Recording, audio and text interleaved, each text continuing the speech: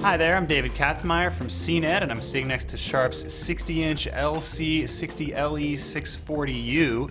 This is Sharp's least expensive series of large screen televisions this year. There's also a 70-inch size, actually bigger than this thing, and a 52-incher, just for the guys who can't afford either of those really big screens.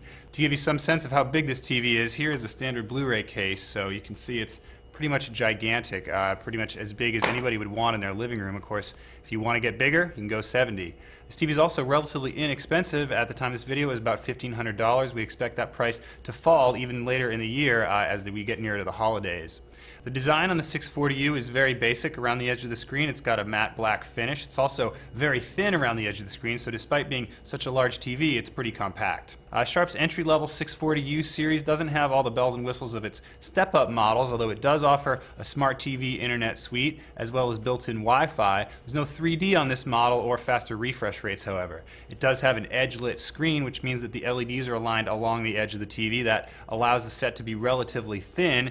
It doesn't really help picture quality, though. We'll get to that in a little bit. We did appreciate the matte screen on this TV, however. With a great big size like this, it's really nice to have a matte finish that can do a little bit to reject some of that ambient light glare that you get in some very well lit rooms. Sharp's Smart TV Suite is actually a little bit less equipped than some of the other competitors. It's missing Hulu Plus and Amazon, as well as Pandora or pretty much any audio streaming. On the plus side, you do get Netflix, YouTube, and Vudu, and we did like the fact that the little strip along the bottom is relatively unobtrusive and easy to get to. Speaking of, you can program the remote control's 3 favorites keys to jump immediately to one of those Smart TV apps, and you can also immediately jump to Netflix with a big red Netflix button here.